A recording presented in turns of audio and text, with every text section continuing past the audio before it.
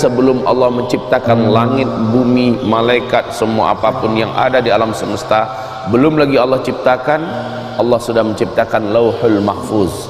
Di sana ditulis oleh Allah seluruh apa yang akan ada di alam semesta ini sampai hari kiamat, sampai siapa yang masuk surga, siapa yang masuk neraka, tertulis di sana.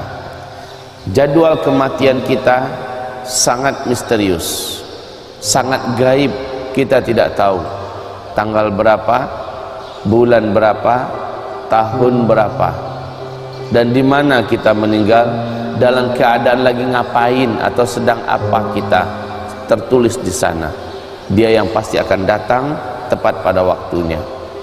Kematian tidak harus menunggu tua terlebih dahulu, tidak harus menunggu sakit yang tidak bisa disembuhkan terlebih dahulu, tidak menunggu adanya kejadian besar terlebih dahulu seperti gempa bumi, tsunami, bencana alam ini itu. Tidak. Dia datang baghtatan, secara tiba-tiba saja.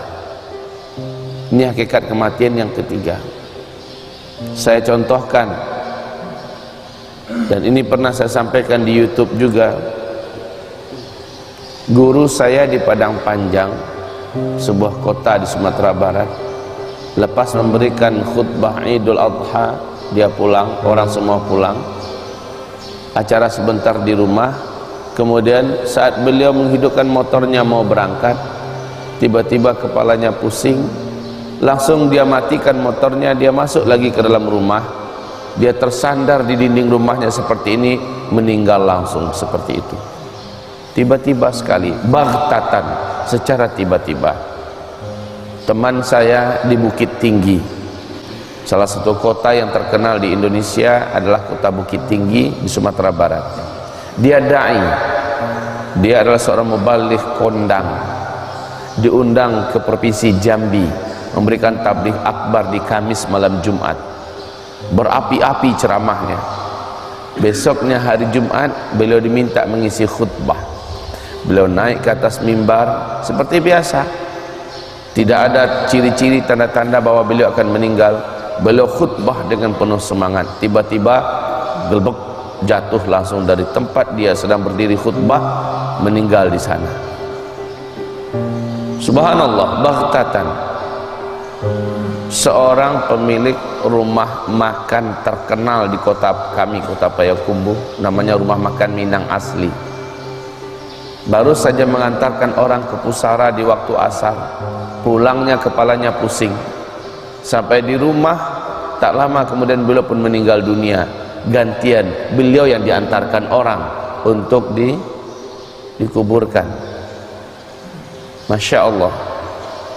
Kaum muslimin, hamba-hamba Allah yang kami muliakan, masih di Selayang atas Padang Panjang, di masjid diumumkan, inna lillahi wa inna ilaihi raji'un, inna lillahi wa inna ilaihi raji'un.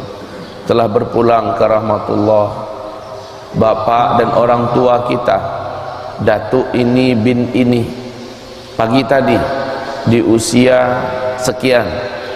Kepada kaum muslimin dipanggil dan dihimbau, marilah sholat zuhur nanti kita berbondong-bondong menuju ke masjid untuk menyolatkan orang tua kita yang telah meninggal dunia ini dan lalu mengantarkannya ke tempat istirahat terakhirnya. Diulangi kembali, inna lillahi wa inna ilaihi raji'un. Kaum muslimin, zuhurnya orang ramai di masjid.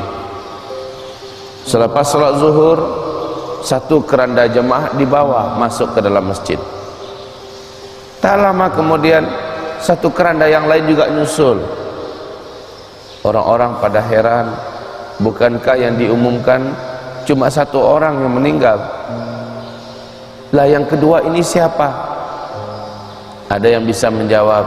Yang pertama adalah datuk yang tadi diumumkan, dan keranda yang kedua adalah yang mengumumkan. La haula wala quwata illa billah.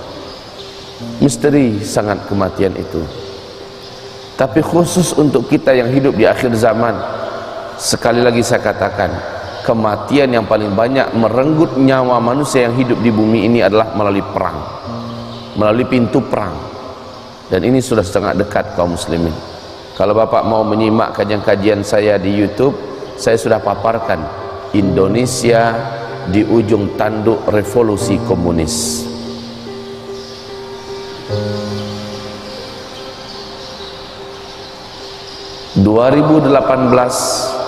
Indonesia sudah penuh dengan kecamuk peperangan dan pertempuran.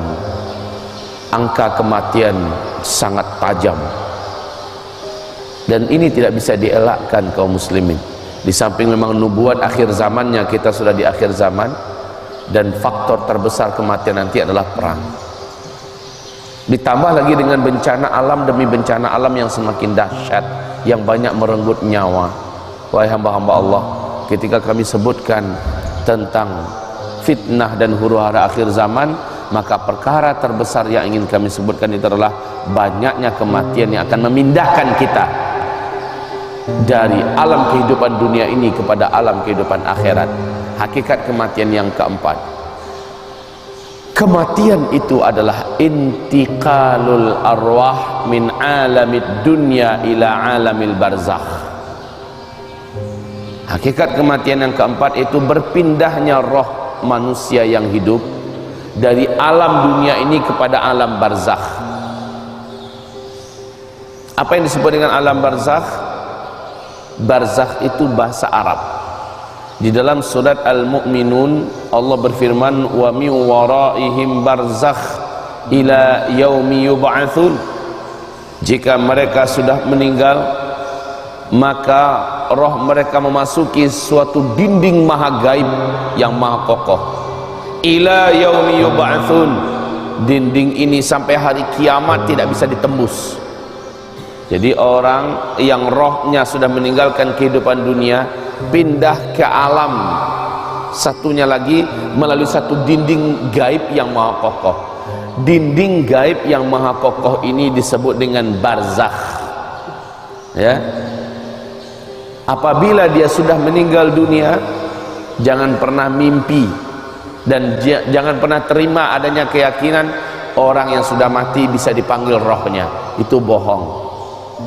Tidak ada dalam akidah Islam diajarkan, baik di 4 mazhab Syafi'i, mazhab Hanafi, Maliki, Hambali, tidak ada satupun ulama Ahlus Sunnah wal Jamaah yang membenarkan roh yang sudah meninggal itu bisa datang kembali melakukan penampakan.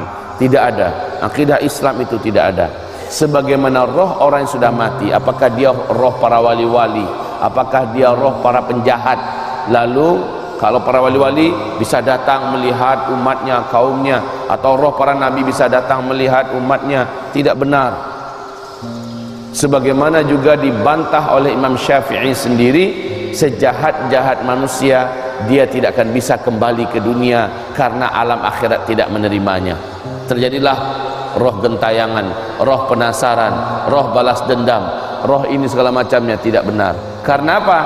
Karena di dalam surat Al-Mu'minun Allah menyatakan kita berpindah dari alam dunia ini kepada alam yang dibatasi oleh barzakh, dinding gaib yang maha kokoh. Tidak ada lagi komunikasi antara makhluk hidup dengan makhluk yang sudah meninggal dunia. Nah, kaum muslimin yang kami muliakan, lalu yang menampakkan diri di sana sini itu siapa? Mereka, kata Rasulullah, adalah para qarin dari bangsa jin yang saat kita hidup dia yang mendampingi kita. Dia tahu ciri khas kita, masa lalu kita, rahasia-rahasia kita. Nah, ketika kita meninggal, untuk menyesatkan orang yang masih hidup, dia pura-pura menjelma menjadi kita yang pernah hidup dulu. Lalu dia dengan suara khas kita